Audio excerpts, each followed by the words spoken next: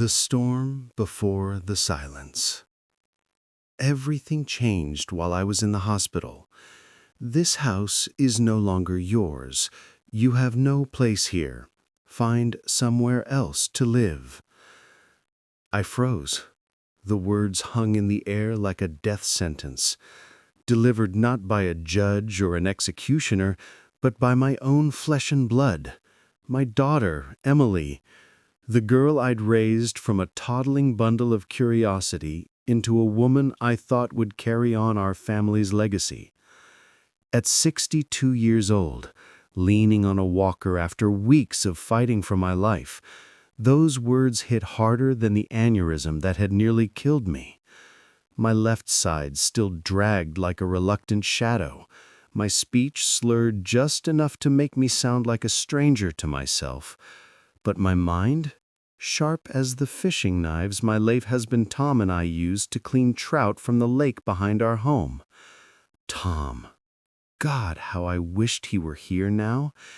He'd built this place with his own hands, our lake house in the quiet hills of New Hampshire, a sanctuary we'd carved out over 35 years of marriage. It wasn't just wood and nails, it was our story, etched into every beam and floorboard. And now Emily was telling me it was gone, stolen, by her. If you've ever wondered what happens when a father is pushed to his absolute limit, when the child he sacrificed everything for turns on him like a wolf in sheep's clothing, keep reading. This isn't just my tale of betrayal. It's a warning, a blueprint of how greed can rot the roots of even the strongest family tree. And tell me in the comments below which city you're reading this from. Maybe we're neighbors in this vast, unforgiving world. The day it all started was unseasonably warm for early fall in New Hampshire, September 15, 2025. I'll never forget it. The leaves were just starting to turn, that fiery mix of red and gold that draws tourists like moths to a flame. I was out on the dock, casting a line into Mirror Lake, the water so still it lived up to its name. Tom had passed 5 years earlier from pancreatic cancer, a brutal thief that took him in months, but I'd kept our rituals alive. Fishing wasn't just a hobby, it was communion with his memory. I felt the headache coming on like a distant thunderclap. At first, I dismissed it. Age, stress, maybe dehydration from the sun. But then it exploded. A white-hot pain behind my right eye, like someone had driven a spike into my skull. The world tilted. The rod slipped from my hands, and I collapsed onto the weathered planks. My vision blurred, sounds muffled as if underwater. I managed to fumble for my phone, dialing 911 with trembling fingers. Aneurysm, I gasped to the operator, years of reading medical journals after Tom's diagnosis kicking in. Hurry! The airlift came quickly. New Hampshire's rural charm means helicopters are a lifeline. I remember the whir of blades, the paramedics' urgent voices, the cold sting of IV needles. Then nothing. Blackness swallowed me whole. I woke in fragments. Beeps from machines, sterile white walls of Dartmouth Hitchcock Medical Center, tubes snaked into my arms, a ventilator humming like a mechanical lullaby. Coma, they told me later, induced to let my brain heal after the rupture. 3 weeks lost to the void, my body fighting while my mind wandered in dreams of Tom and Emily as a child, splashing in the lake, her laughter echoing off the pines. Emily had been my anchor after Tom died. At 28, she was sharp, ambitious, a software engineer in Boston, dating some hotshot in tech named Marcus. She'd visit on weekends, help with the house, listen to my stories, or so I thought. In hindsight, those visits were reconnaissance, her questions about the property value, the trust fund Tom and I had set up, not idle chatter, but calculated probes. When I finally surfaced fully, groggy from meds, Emily was there, holding my hand. "Dad, you're going to be okay," she said, her eyes misty. Marcus hovered in the background, all gelled hair and designer sneakers, murmuring about cutting-edge recovery apps. I believed her concern was genuine. Why wouldn't I? She was my only child, the light of my life since the day she was born in that very hospital 28 years ago. Rehab was hell. Half my body rebelled, left arm limp, leg dragging like dead weight. Speech therapy to unslur my words, physical therapy to relearn walking. The doctors were optimistic. "You're tough, Mr. Harlan. Full recovery possible with time." But time felt like an enemy. The lake house sat empty, bills piling up, and I worried about the upkeep. Emily assured me over video calls, "I've got it handled, Dad. Focus on getting better." Handled. That word would haunt me. Discharge day arrived on October 10th, 2025. A crisp autumn morning. I signed the papers with a shaky hand, clutching my walker like a crutch. Emily had arranged a medical transport van to take me home, 2 hours north to the lake. "Can't wait to see you settled," her text read. I smiled, imagining her waiting with hot coffee and fresh-baked muffins like old times. The van pulled up the gravel drive, crunching over fallen leaves. The house loomed ahead, 2 stories of cedar siding, wrap-around porch overlooking the water. Tom's masterpiece. He'd felled the trees himself, planed the boards, even installed the solar panels for off-grid living. We'd raised Emily here, homeschooled her through high school, taught her to sail and fish. It was more than a home, it was our fortress against the world. But as the driver helped me out, something felt off. New curtains in the windows, bright white instead of our faded blue. A shiny SUV in the driveway, not Emily's old Subaru.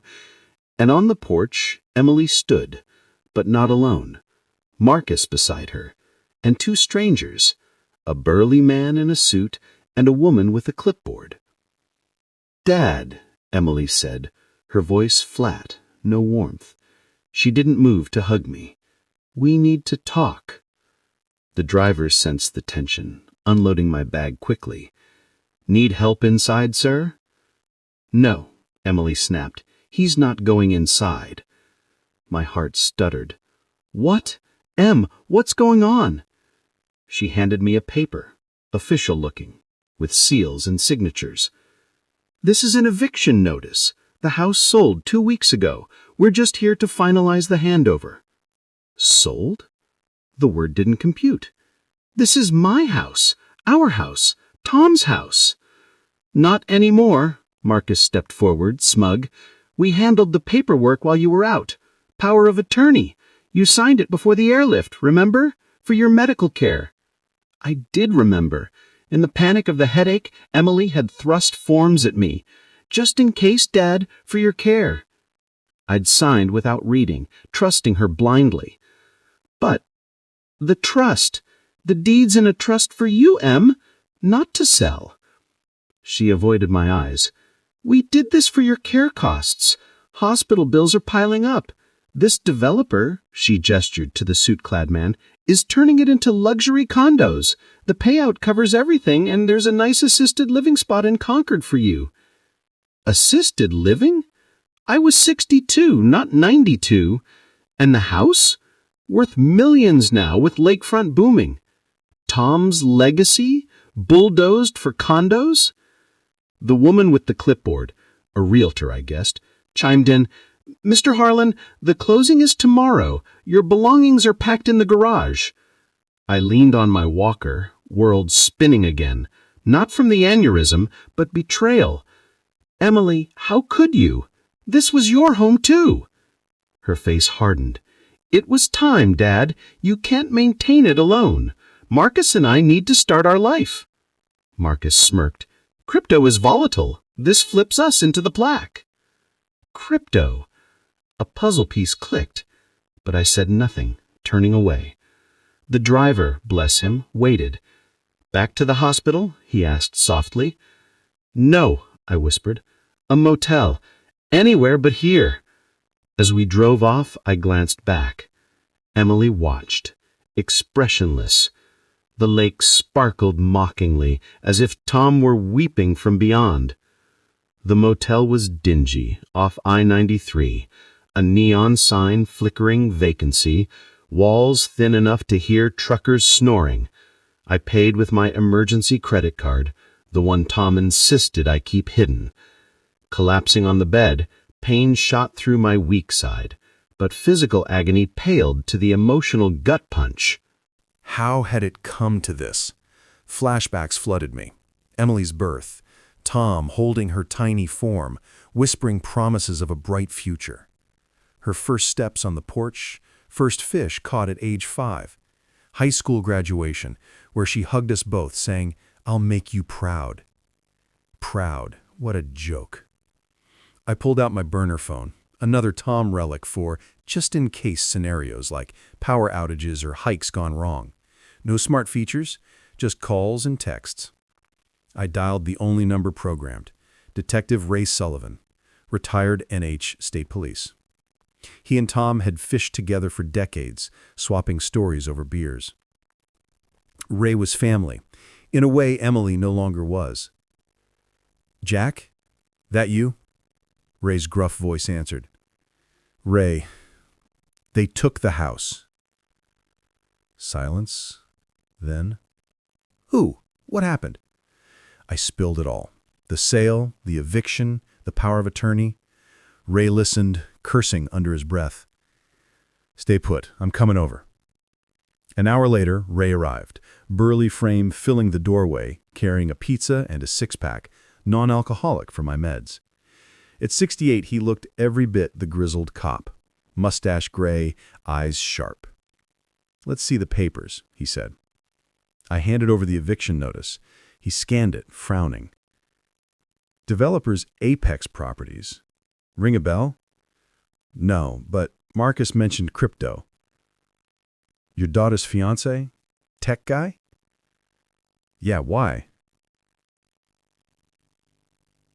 "Been hearing rumbles. Crypto scams up here."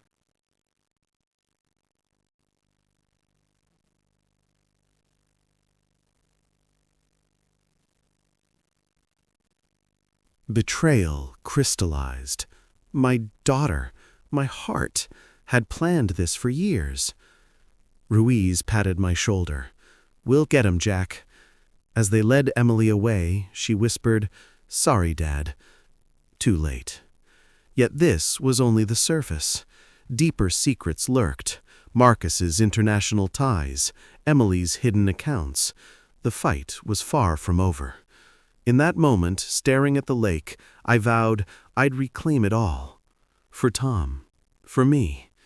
And so the battle began. I need to add tons of detail. Extended flashbacks, detailed descriptions, internal monologues, conversations, sensory details, background on characters, etc. Start with introduction, then flashback to life with Tom and Emily, detailed aneurysm event, hospital stay, rehab, return home, confrontation, motel, meeting Ray, investigation steps, all with lots of narrative padding. Everything changed while I was in the hospital. This house is no longer yours. You have no place here. Find somewhere else to live. I froze, my grip tightening on the cold metal of the walker that had become my unwelcome companion. The words echoed in my ears like a distant thunderclap rolling over Mirror Lake, the very lake that had been the backdrop to my life's happiest moments. At 62 years old, my body still betrayed me. My left leg dragged slightly with each step, a remnant of the aneurysm that had nearly claimed me. And my speech carried a faint slur, as if the words themselves were reluctant to emerge unscathed.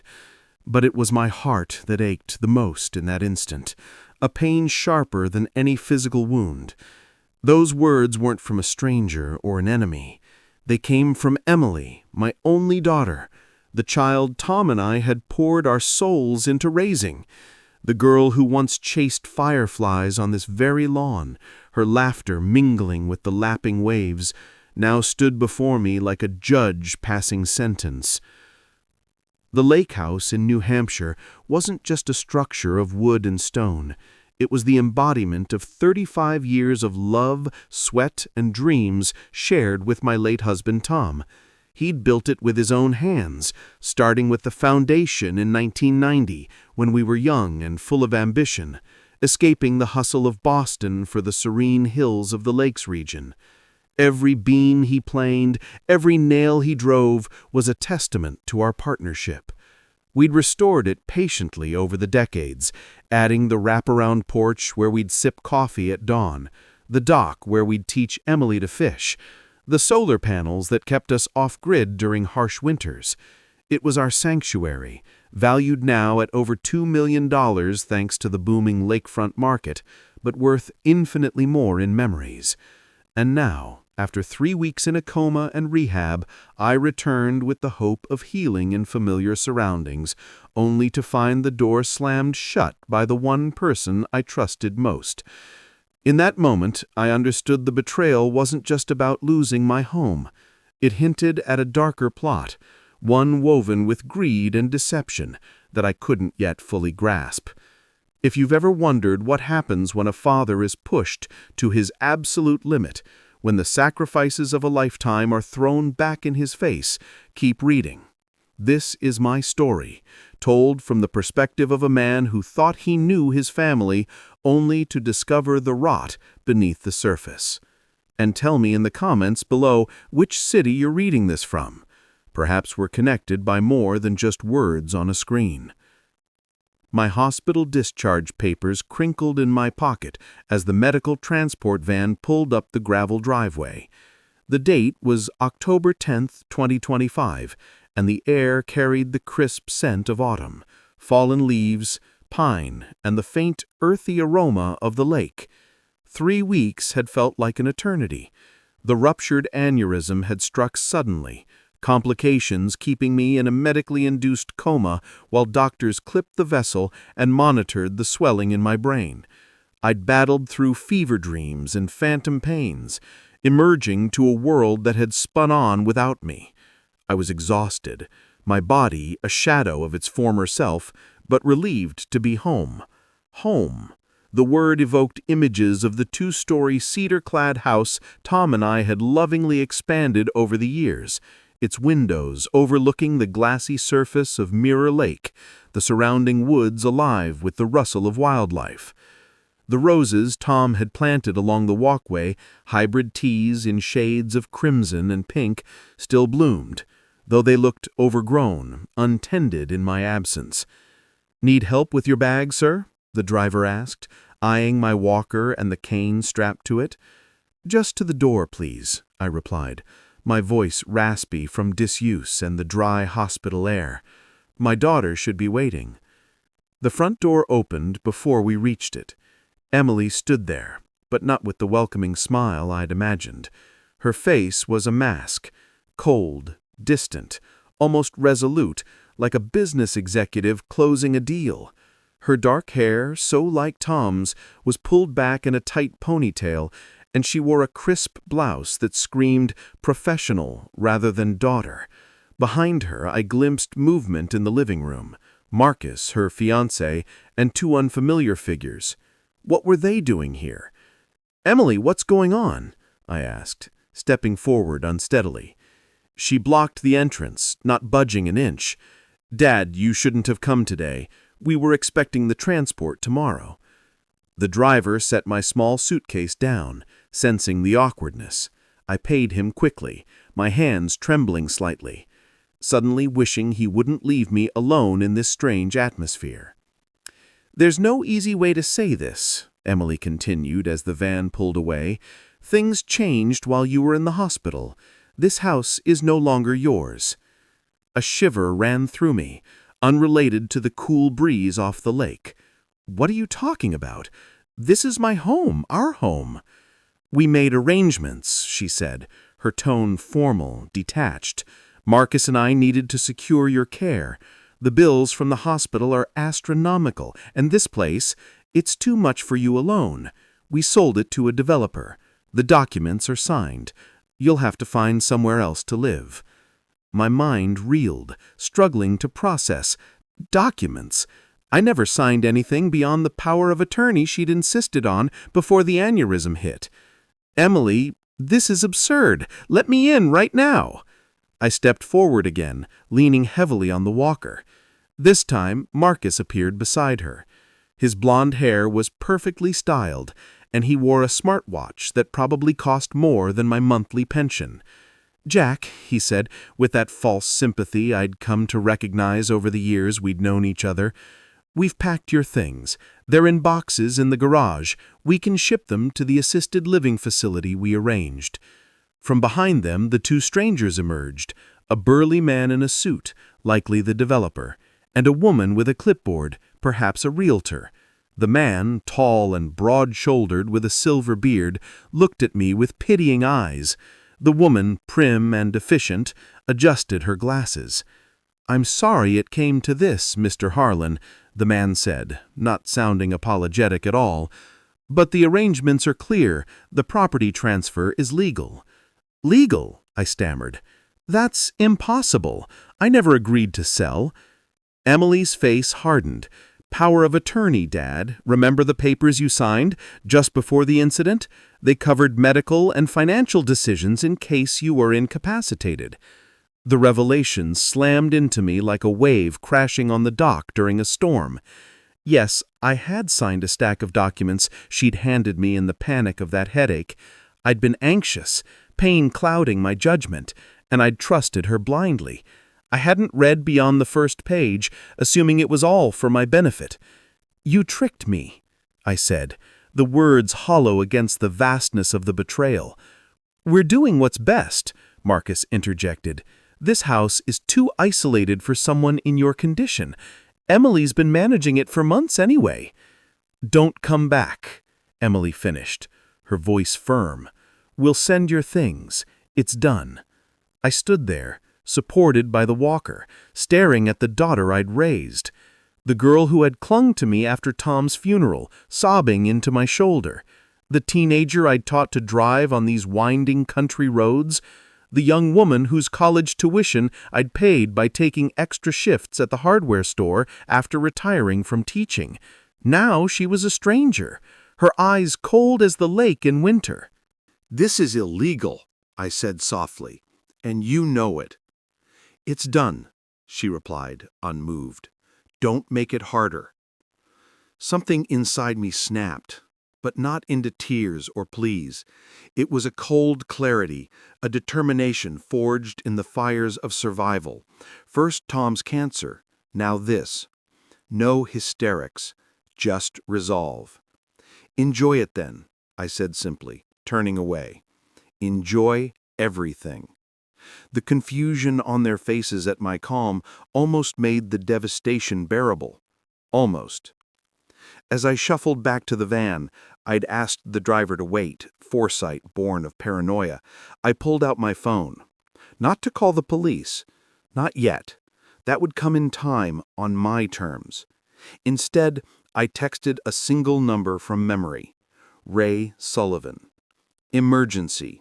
Motel off I-93. Come quick. The motel room was impersonal. A faded quilt, a buzzing mini fridge, the faint smell of stale smoke despite the no smoking sign. It was a temporary refuge while I regained my bearings. My hands still shook as I sat on the edge of the bed, staring at the discharge papers. Ray replied almost immediately, "On my way, stay put." Ray Sullivan and I had been friends for 40 years, ever since he and Tom met on a fishing trip in the White Mountains. Ray, a retired New Hampshire state police detective, had become like a brother after Tom's death, helping with repairs, sharing beers on the porch, listening to my grief. He'd risen through the ranks, investigating everything from petty theft to major fraud, his instincts honed sharp as a fillet knife. At 68, He was semi-retired, doing consulting work, but his network was vast. A knock announced his arrival. Despite the hour, Ray looked ready for action. Flannel shirt, jeans, his mustache as bushy as ever. His expression turned to fury as he hugged me carefully, mindful of my weak side. "Those bastards," he growled. "Tell me everything." I did, from the aneurysm to the eviction. He listened, nodding, his cop's brain cataloging details. "Power of attorney abuse," he said. "Common with elders, but this smells like more. The developer, Apex Properties? I've heard whispers. Shady deals in the Lakes region." My stomach clenched. "And the trust? Tom set it up ironclad." Ray pulled out his notebook. "We'll check, but first, let's get you settled. Tomorrow, clerk's office." The hotel bed was lumpy, but sleep came in fits, dreams mingling past and present. I remembered the day Tom and I bought the land, 1989, fresh from our wedding, dreaming of a family. Emily arrived in 1997, a bundle of joy that completed us. We homeschooled her, teaching her the value of hard work, integrity. Tom, a carpenter by trade, involved her in building projects, showing her how to use tools, how to respect the land. "This is our legacy, Em. One day it'll be yours to protect." Protect. The irony burned. Morning brought rain, mirroring my mood. Ray picked me up in his pickup, the cab smelling of coffee and old tackle boxes. We drove to Laconia, the county seat, the wipers slapping rhythmically. The clerk's office was quiet, fluorescent lights humming. Martha, the clerk, greeted us warmly. She'd known Tom from community events.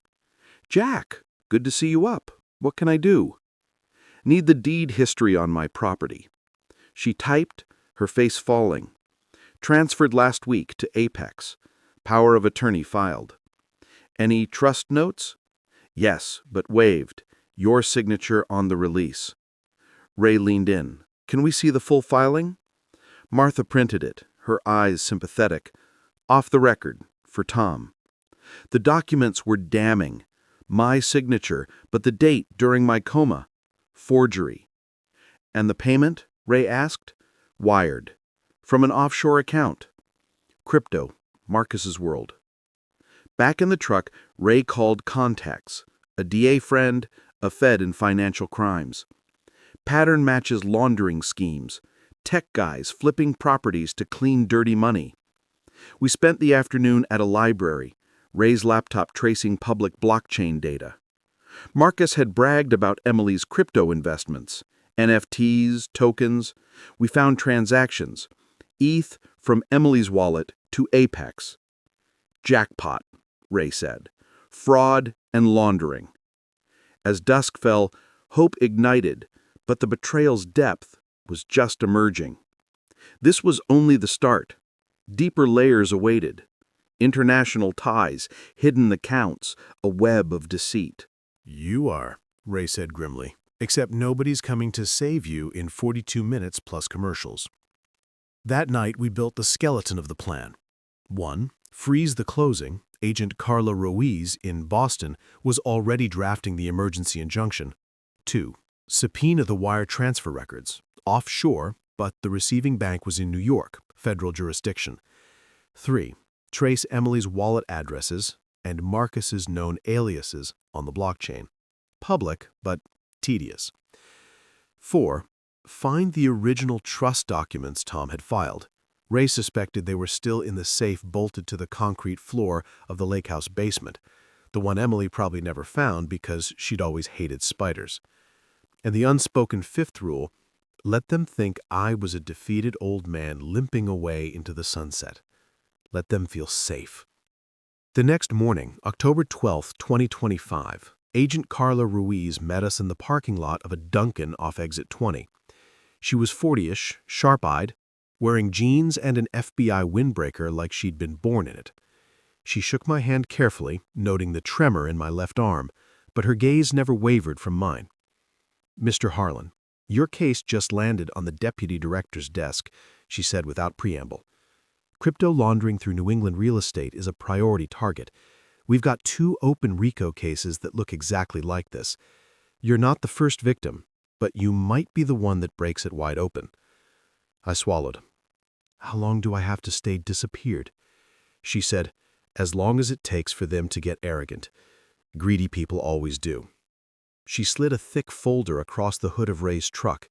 Inside were printouts of blockchain transactions, LLC filings, and most damning, a series of text messages recovered from a phone registered to Marcus Whitmore, Emily's fiancé. October 3, 2025. Marcus to unknown number. Cayman burner. Closing scheduled 10:13. Old man still in rehab. Wallet ready. Unknown. To Marcus. Send 1.8 million USDT. Title transfers at 10 a.m. No delays. October 5, 2025. Emily to Marcus. Dad asked about the house today on video call. Told him everything's fine. He bought it. Marcus to Emily. Good girl. After closing, we list the Airbnb for $3,000 a night. Lakeview's pay. I felt the bile rise in my throat. Emily hadn't just gone along with it, she'd orchestrated the lies. Ruiz watched my face. We can arrest them today on the forgery alone, she said quietly. But if we wait, if we let them actually attempt to take possession, we get the whole network. The buyer, the escrow agent, the Cayman account holders. All of them. Ray spoke for the first time. Jack decides. I stared at the lake in the distance, a sliver of silver between the trees. Tom's voice whispered in my memory. Protect what matters. How long? I asked. 4 days, Ruiz said. Closing is Monday the 13th. We'll hit them the moment the wire leaves the escrow account. Clean, airtight, and on camera. 4 days of pretending to be broken. 4 days of letting my daughter believe she'd won. I nodded. Then we wait.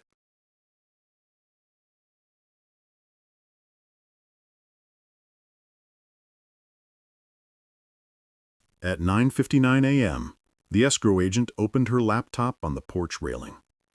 At 10 a.m. exactly, she clicked send. $1.85 million USDT left the Cayman wallet, converted to USD, and landed in Apex Properties account. At 10:01 a.m., the front and back doors of the house burst open simultaneously. FBI, hands in the air! 8 agents in raid jackets poured in from every direction. Marcus tried to run, slipped on the wet leaves, and went down hard.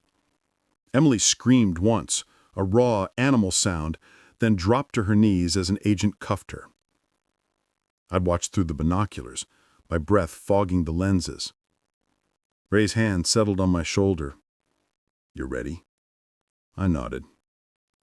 We drove down the driveway slow enough for them to see me in the passenger seat.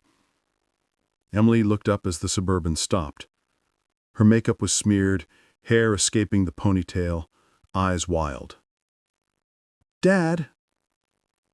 I stepped out, leaning on the cane Ray had handed me, part prop, part necessity. Agent Ruiz began reading Marcus's rights. Emily just stared at me, mouth open. You came back, she whispered. No, Em, I said, voice steady for the first time in weeks. I never left. Behind her, agents carried out laptops, file boxes, the safe from the basement, Tom's safe, still spider-infested, still holding the original trust documents that proved every transfer was void. Marcus was blubbering now, offering to cooperate, naming names. Emily hadn't said another word. As they loaded her into the back of a Bureau sedan, she finally found her voice. I did it for us, Dad. For a future. I looked at her. Really looked. For the first time since the betrayal began. There is no us anymore, Emily. The door closed. The car pulled away. Ray stood beside me as the circus packed up. The lake was flat calm, mirroring the sky.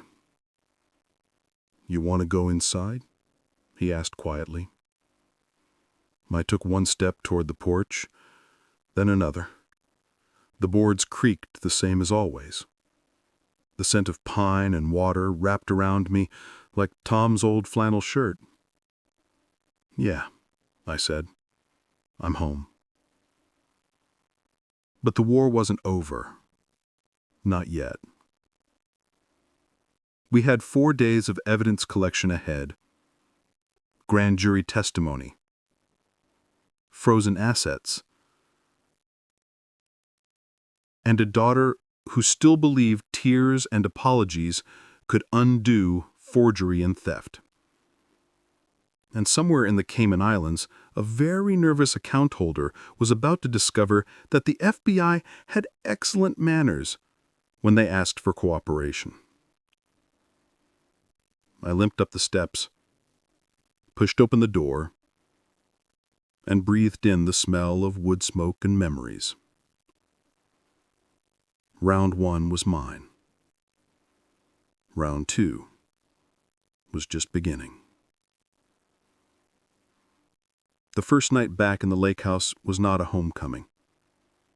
It was an exorcism. Ray and Agent Ruiz's team had left at dusk, taking with them 23 evidence boxes, 3 laptops, a drone, and my daughter in handcuffs. The silence that followed was louder than any raid. Every corner of the house carried an echo of the morning's chaos, a boot print on the pine floor, a shattered coffee mug Emily had hurled when they read her rights, the lingering scent of Marcus's cologne in the hallway like a bad spirit that refused to leave. I walked from room to room with the cane, slower than I wanted to admit, turning on every light until the house blazed against the October dark. In the kitchen, I found the fridge stocked with takeout containers, labeled in Marcus's pretentious handwriting. Kale and Quinoa Power Bowl, Day 3. I carried them all to the deck and dumped them into the fire pit. Then I opened every window to let the cold night air scour the place clean. At midnight, I sat in Tom's old Adirondack chair on the porch, wrapped in his wool Hudson's Bay blanket, and stared at the black water until the moon laid a silver road across it. Somewhere out there, loons were calling to each other, mournful and ancient. I cried then. Not the dramatic sobs you see in movies, but the slow, unstoppable leaking of a man whose heart has been cracked open and left to freeze. I cried for the little girl who used to fall asleep on my chest while I read her Blueberries for Sal. I cried for the teenager who once told me, "Dad, when I'm rich, I'm going to buy you a boat with a heated cabin so your hands never get cold again." I cried for the woman who had looked me in the eye and said, "We're doing this because we love you," while wiring my life away in cryptocurrency. And when there were no tears left, I whispered into the dark the only promise that still made sense.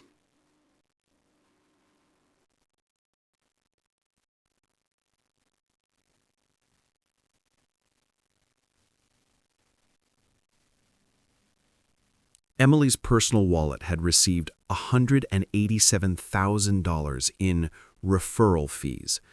Marcus had skimmed another $412,000.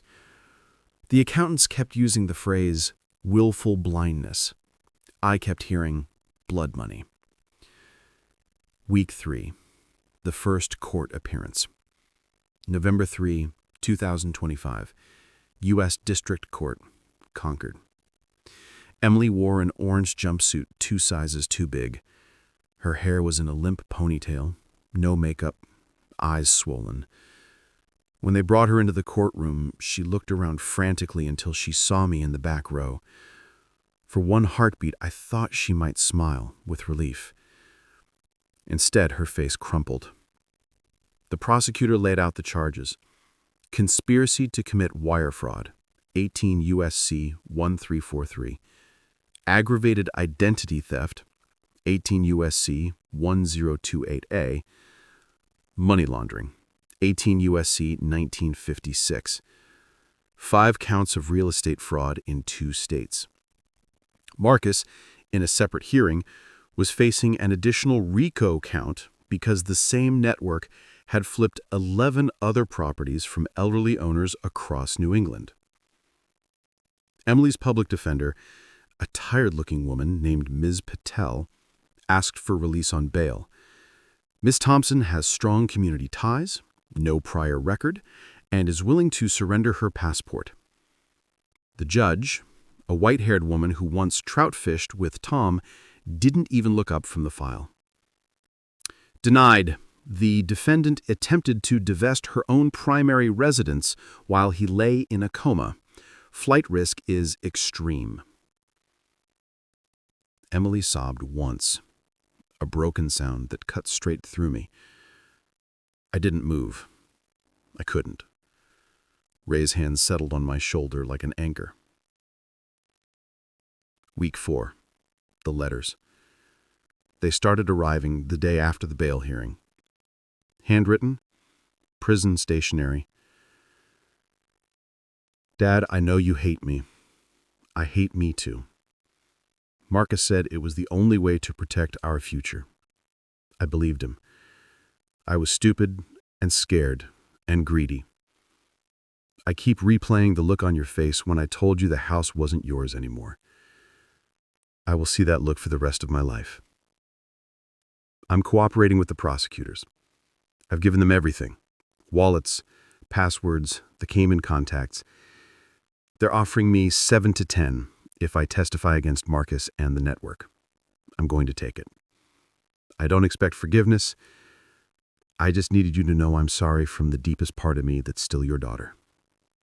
Emily. I read each one on the porch, then fed them to the fire pit one by one. The smoke smelled like regret.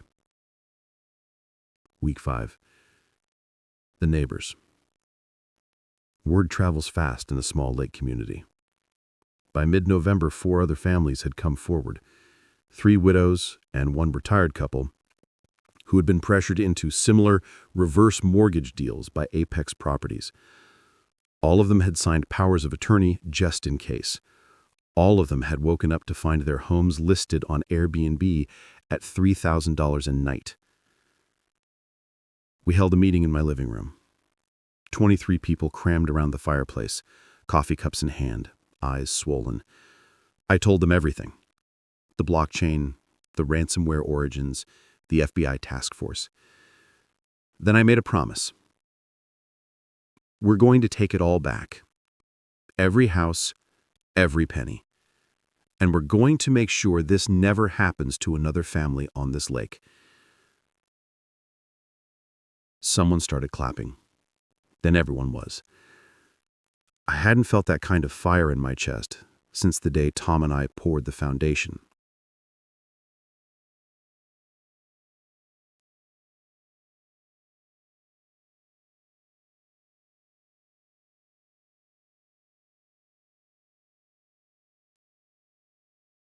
Sometimes you have to walk straight into the cold, look the damage in the eye, and decide what, if anything, can still be salvaged. The long winter had only just begun.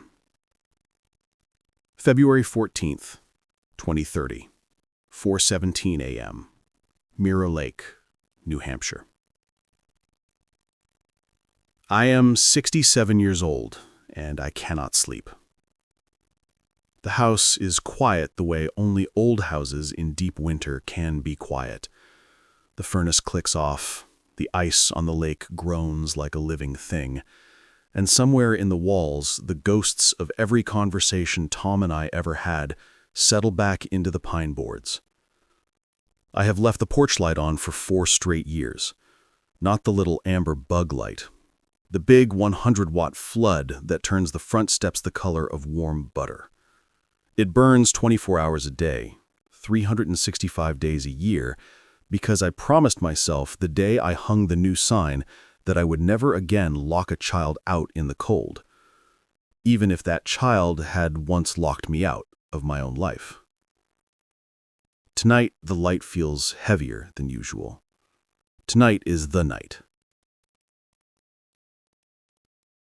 At 4:18 a.m., I give up on sleep, pull on wool socks and Tom's old LL Bean robe, and shuffle downstairs. The coffee maker gurgles like it knows what day it is. While it brews, I stand at the kitchen window and watch the frozen lake catch the first pale hint of dawn. 20 feet of snow on the ground, 30 inches of ice beneath it, and under that ice, the 4-pound largemouth I never mounted, because eating it felt like the more honest kind of memorial. The clock on the stove flips to 4:30. Somewhere south of here, a gray 2011 Honda Civic with Connecticut plates is crossing the state line. The driver has not slept either. She has driven straight through from Danbury, stopping only for gas and to throw up twice in highway rest stop bathrooms because prison food and terror do not mix well on an empty stomach.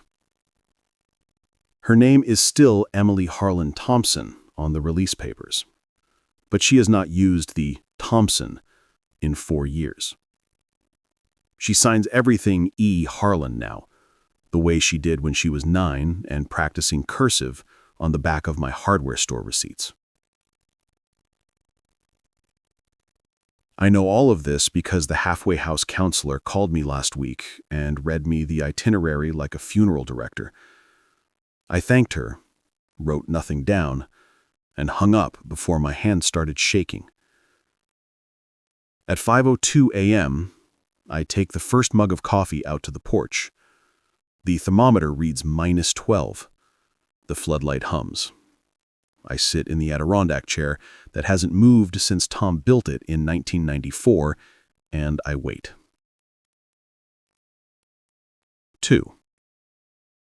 The backstory you already know, told slowly this time.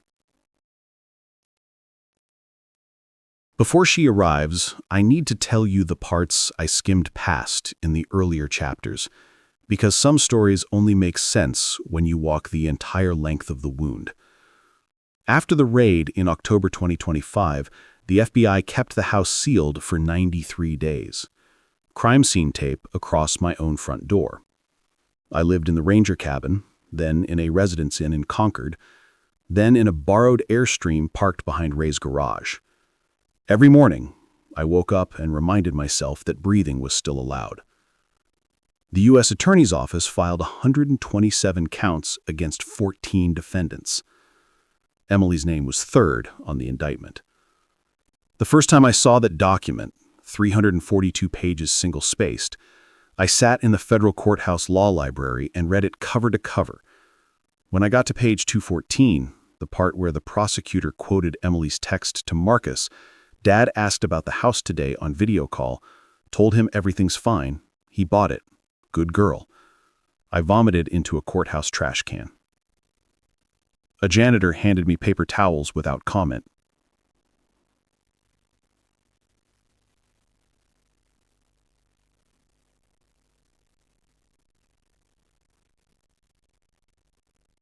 I have rehearsed this moment in my head 10,000 times. Every version ended differently, sometimes with open arms, sometimes with the door closing, sometimes with shotgun in hand. I threw that fantasy out the first time it appeared. Reality is quieter. Morning, I say. Morning, Dad. Her voice is husky from disuse and from crying in the car for the last 100 miles. I can tell it by the redness around her eyes.